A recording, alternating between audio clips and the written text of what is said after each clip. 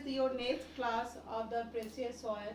Okay, in the previous class, I have all explained you how soil is formed. Now I am going to tell you okay, how what does the soil contain. I just recap one thing.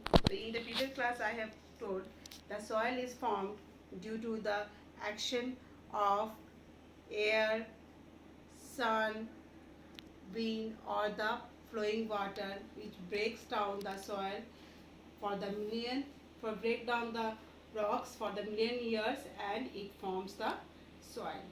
Today I just tell you the how does the soil contains. What you have seen the in you just I just told you one it was in your book also.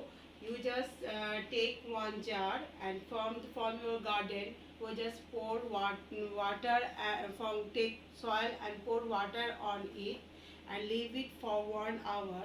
What happened gradually the layers of the soils are settled down, and you can see easily identify the layers of the soil. You can do this experiment at your home also.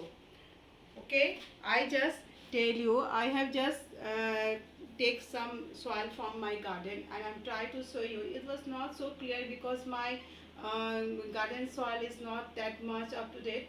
Then here I just try to just show you. Okay, here in the topmost in the bottom here you can see that the portion of the soil with the stone where the fine particles of stones or gravels are there, that can be which one the more harder, that can be settled down here. And after that the sand particles, that is the more lighter than the stone particles, it is the just above the stone layer. After that you can see the fine particles of the clay, that is the too much fine that I have shown here. It is the above the sand, that is the more lighter than the clay, and above this you can say the humus.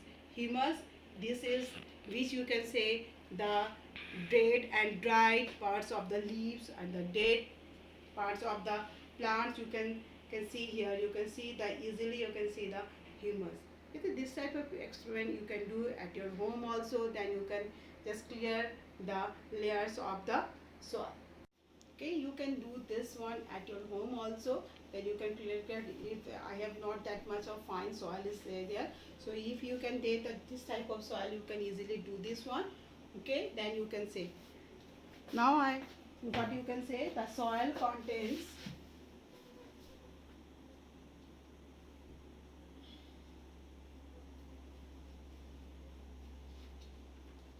humus, clay, sand, and stones. This was said. So what you can say the stones. Stones,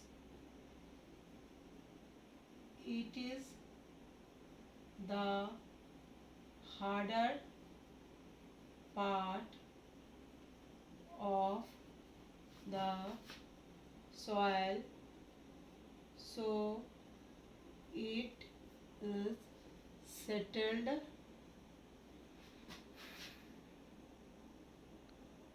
at the bottom.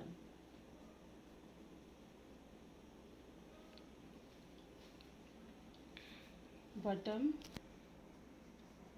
the container.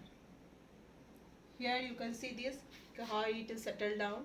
Okay, the next one you can say the sand. As the sand is the lighter than the stones, as you can see, that's why it is the above the stone. So it is formed above the stone particles as it is lighter.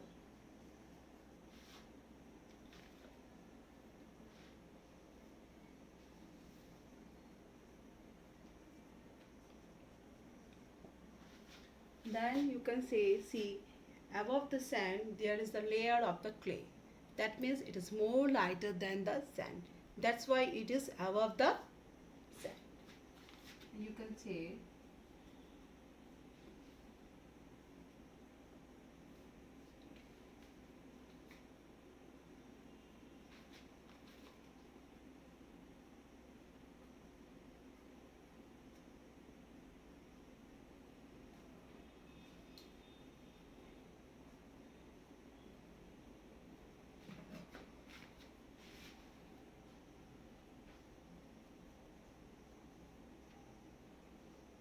more lighter than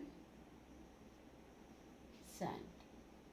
Okay, as the clay is more lighter than the sand, it is formed above the clay. And one thing about it is too much tricky layer, too much tricky. Clay is too much tricky. Okay, then the above the clay you can see the humus. The humus, what we can say, that mostly the dead insects or dead parts of the plants or the dead or decaying leaves, you can see the above the above the clay, that is that we call the humus.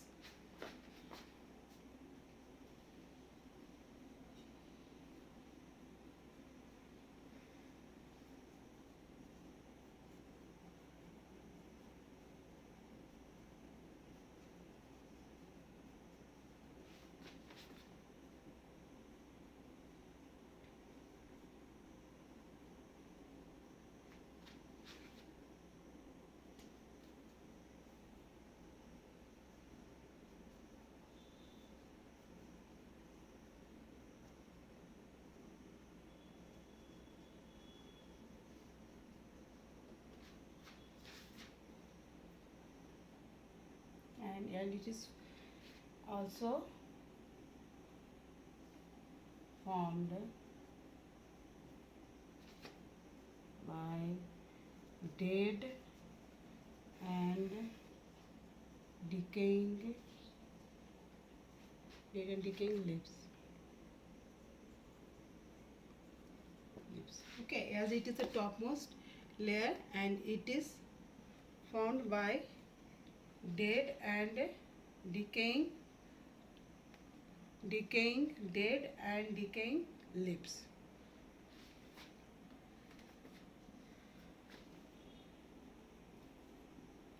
Okay, now you can understand easily the how the soil, what the soil contains. First we can say the humus, clay, sand and the stone. And stone is too much heavier, that what it is formed at the bottom of the soil. And the sand is more lighter than the stone, that is it is above the stones. And the clay is more lighter, that's why it's formed at the above the sand. And the humus is the topmost layer where it contains the dead parts of plants and insects, and is also formed by dead and decayed leaves. I think you also I can also show the experiment also. It also help you to understand the soil, what soil that contains very clearly. I hope you all understand. If you have any question related to this topic, you can ask me. For today only, I just conclude my class. Thank you.